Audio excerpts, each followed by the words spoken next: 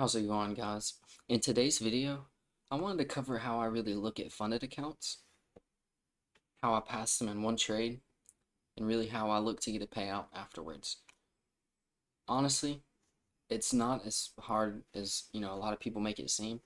In my opinion, it's a waste of time spending over a month on an eval, spending 2 months, even a couple weeks. The only eval that I really take my time on is maybe a top step, just because you can't pass it in one day, and they are on a little bit of the more expensive side. For funded firms like my funded futures and even Apex, sometimes it's a great idea to numb the P&L in a sense. For me, I used to shake at even $100, $200, $300, 1,000. Like, that was unbelievable amount in my head, and it would make me shake, sweat. My psychology was all over the place. So, I had to fix that. I came in, started using funded accounts, passing the evaluations, trying to pass them in one day, right? One trade, in and out. Obviously, not a, super, super high leverage, because you can only use 3 minis on a My Funded Futures account. So, almost like the last video you guys saw of, how I got approved, passing it's the same way, just a little bit more leverage. Obviously, once you pass, you have a consistency rule for the starter accounts. But to pass them, it's a 1 day pass. As you can see here, right, we passed. Target profit, target net profit. This one was an evaluation. Obviously, it says minimum trading days 3. But as we can see here, in September, right, and 26 trades, right? Oh well. That was, this account, but a lot of the accounts usually, have a lower amount of trades. We'll take a look at the next one here. Coming down to the next account, we can even see I took a loss on this one. RR pulled through and was able to pass it in 2 days. You can't panic. You can't underestimate yourself. You can't be like, oh, am I not doing something right? Obviously 3 trades for that amount of a loss is kind of crazy. Only coming in 21 trades. And a big thing for me is when, I take trades, some of them will go break even because I expect a retrace internal. So I'm on a lower time frame, right? So I'm going break even sooner. I also have a lot smaller of a stop. So when I do lose, it's almost minuscule. That's why I was saying here for 3 trades, it's kind of insane. Let's go ahead and hop to another account where we can, hop a little bit more into the mental and the psychology behind it. Here we have another account. We can see, might shock you, but we had another losing day. And honestly, this was traded a lot better. So you can see there was only 3 trades to make 4,200. 3 trades to make 4,200, and then 4 trades to only lose 1,200. Pretty good RR, obviously. Don't quite know why the stats show that, but yeah, I mean, for me, when I come into a funded account, like I said, there's no point in wasting less than 1 or 2 days. And I know when you're a beginner, it's hard to say, oh, I'll make that in 1 day, right? You can't do that as a beginner. You have to come in, if you are a beginner, with the beginner's mindset of, hey, I need to practice first, not worry about the P&L and such. And, for me, I came in with that mindset. It took me a long time to be able to actually trade the way I want to, trade confidently. But on paper, right, I could, do it almost perfectly every time. But once that P&L, came into into the play field, it was, I was down bad. I could not. I was, like I said, I would be shaking, I'd be sweating, and there was no real fixing it, from anybody else. It's something I had to fix internally. Coming into one more account, And to be honest, I thought I had one of these passed in one day. But as we can see here again, which might be more impressive to some people, I took another losing day, right? And if you can come back from one losing day, two losing day, 3, 4, 5 in a row, pull through with your R, obviously, if you have two max losing days on a 50K account, your account's gone. And, I'll be honest, I've blown two accounts. But, I think we've seen 4 or 5 so far that have been passed, right? And I showed you guys one payout. So you can easily do the math, show the profit there. And we have more on the way. So for me, the evals are no more than a mental thing. You take a good trade, you risk more, and you just pass it. When you get into your simulated funded account, take one trade a day. You trade it with good mental, you take a great trade each day, and you get your 5 trading days, you get your good consistency rule, and you get your good P&L.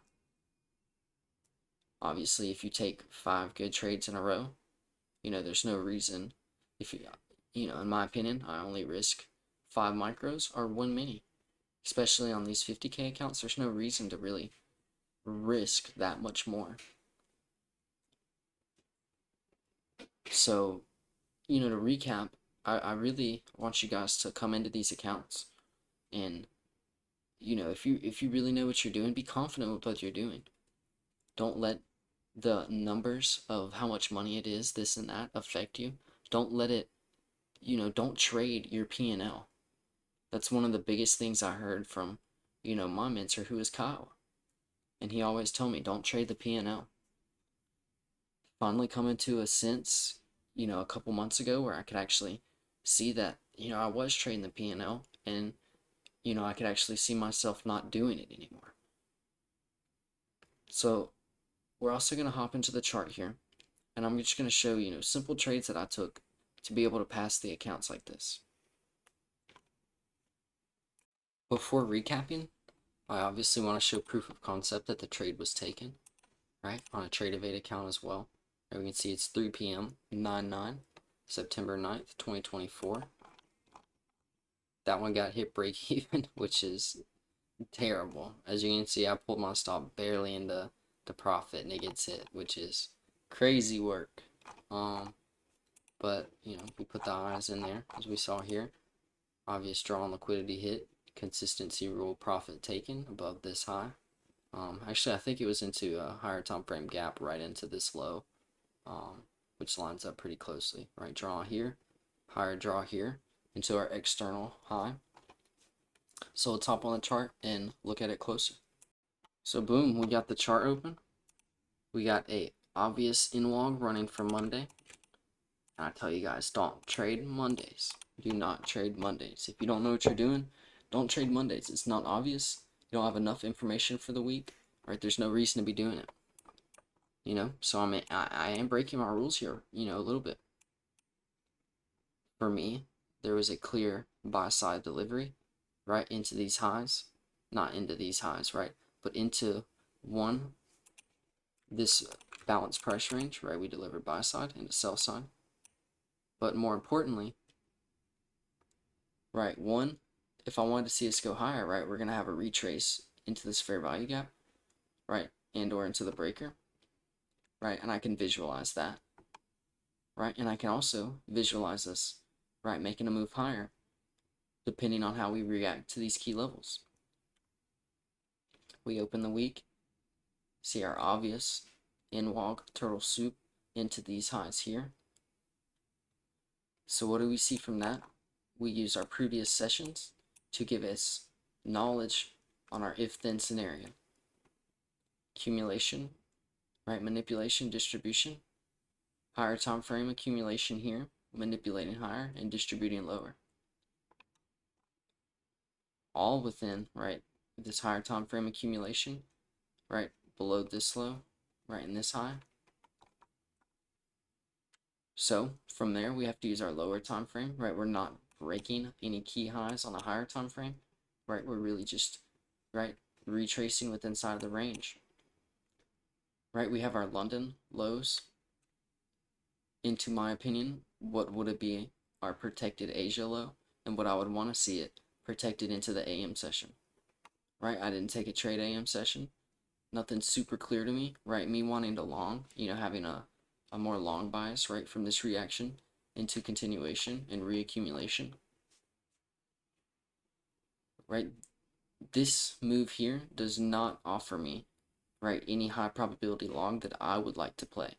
I cannot see this accumulation right into the breaker here and our move higher, right? But this just doesn't suit me, and I can talk about a good trade. You can look at this and compare them and see why, it doesn't suit me, right? For the reasons I'm about to illustrate for this trade here. Right, one, we have rejected the low, broken a high, right? You can see in almost a seek and destroy profile, right? We take out the high, we take out the low, deliver the high one more time. What's the probability of us running this low, right, against, right, these equal highs and inducement on liquidity here? Just think logically. Pull out our range, right? And I'm just using information that has come strictly, from the YouTube videos, posted on the YouTube videos. And all the guys in the group know, right, there's, little tidbits of information you can add everywhere. We can see our failure to close below an OT level and our reaction off of our order block as well. We come on a 30-minute sweep, right, into this low, or excuse me, this high, right, we sweep, close back in the range. Right, and even on the hourly,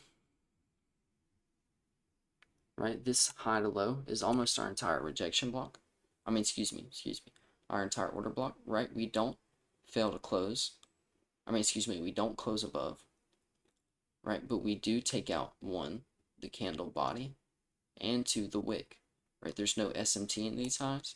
We do one tap, two tap, right? This PDA here, but if we were bearish, right, we wouldn't need to deliver, this level again, right? After delivering this low, right, that should balance this price range if we are bearish, right, to continue delivering lower, right? In my opinion, this delivery of the buy side here balances this higher time frame price range, and it doesn't have to act as a right balanced price range. We can chop inside of here, that's fine, right? We see we did that, but it leaves these lower time frame fair value gaps, even hourly fair value gaps, open here.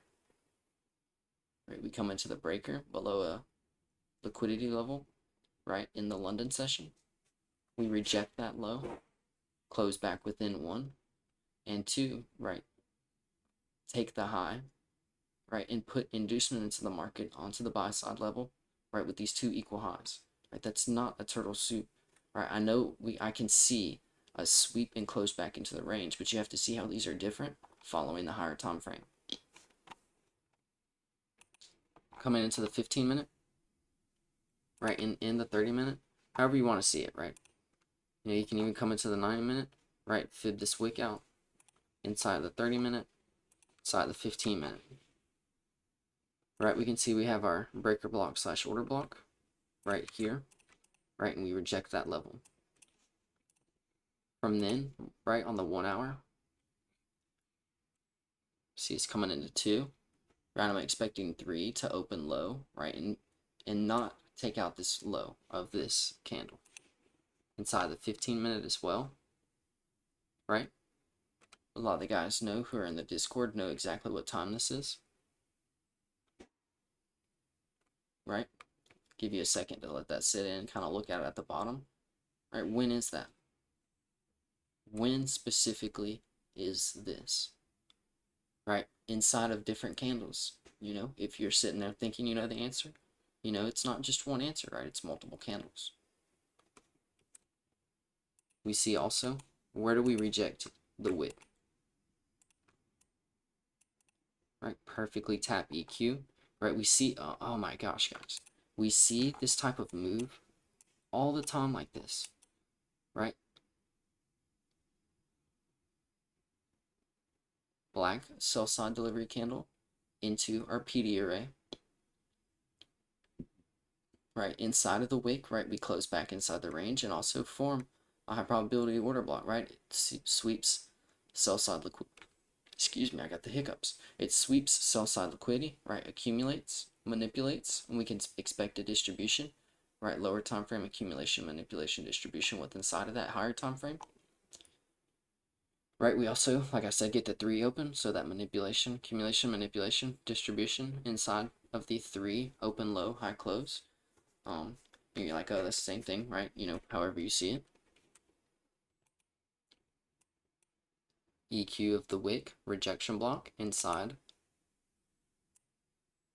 And you're like, oh, it mohawked, right? Let's see if this taps OTE of this wick perfectly. Didn't quite reach it, right? But we have those overlaying PD arrays, right? That make it, you know, okay for us not to, you know, need to run down there and tap that perfectly, right? Right, once we break this high,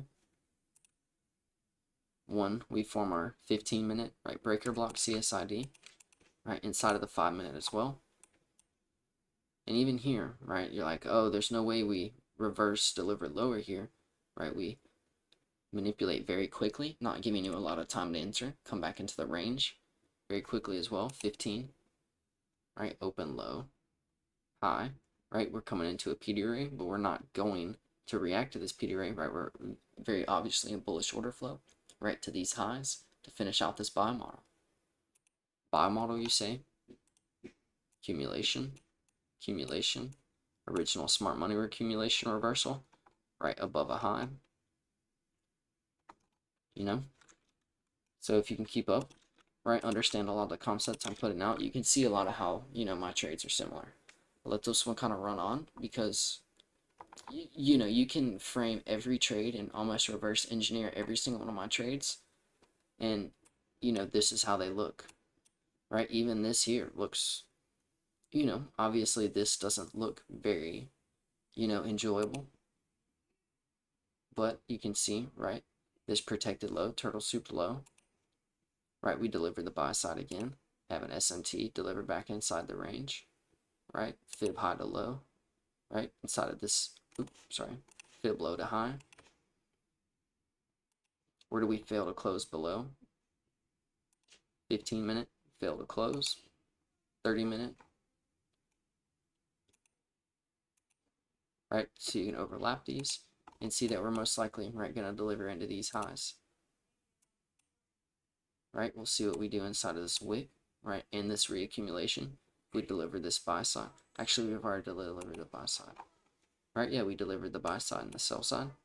Right, so we should see, right, even if it chops around, delivery from this order block, this low act protected, this low act protected, right, and maybe deliver this buy side level one more time, right, and if we don't see that, we see, right, a big move lower here, right, we can get one more tap, right, into these FEGs here, right, leaving these lower time frame fair value gaps open inside of, right, this lower, honestly, right, yeah, it wouldn't feel, you know, it wouldn't leave this open, but at this point, right, you know, I would anticipate it to be left open, right, and deliver into this buy side one more time. You know, it wouldn't invalidate it if we did move lower, like I said, and swept these internals, right, into this order block, right, I would just want to see how it react. But honestly, at that point, right, if we did sweep these internals, right, reject the highs, and sweep what should be a protected low, yeah, what should be a protected low, right, then I would probably honestly want us to see us SMT or sweep this low and see what we did and how we reject this key low, and then I would maybe find an entry from there. Obviously, I've been recording the video, so you can't get a, you know, real good entry into here, but all I can do is record it, post it on YouTube, and let you guys, you know, see how price reacted, and you can go on your own charts, look at Monday night September, and you'll see it deliver this buy side, and you'll be like, oh wow, you know, he might know what he's talking about. You know, or you'll see us kind of chop up in here, maybe form another SMT, right, rechase, right, sweep, one more delivery, even maybe sweep these lows into a delivery, fill this FEG, right, and then deliver the buy side one more time.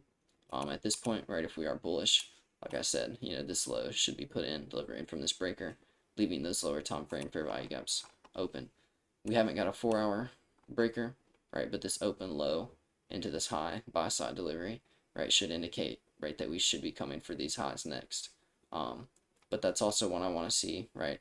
If we are bearish, that we should see this high reacted. So I want to really see how we react inside this key level. See if we, see how price really forms inside of this, and see if we, sweep this internal, have an SMT maybe at the high, right? Come into, OTE or EQ of the order block and deliver lower. I could see that happening as well, right? Similar how we came into this weekly order block, right, and didn't need to sweep this buy side level here. Yeah, and that's like kind of a weekly, I don't know, I kind of just yapped here at the end. For the ones that stayed, wanted to see a little bit of chart time, chart action. That's how I really, pass funded in one trades. Pass funded in one trade, or in one day per se. But, did a shitty example of showing, a lot of 1 day, so I'll just put 1 to 2 days. I hope you guys enjoyed this, could learn something from it, and, can use it in your own trading, and, hopefully it might make you profitable if you're not, and if you already are profitable, I hope it can, make you just more money, or just a little bit more money, or wherever you want to be. Hope you guys enjoyed, and have a great rest of your day.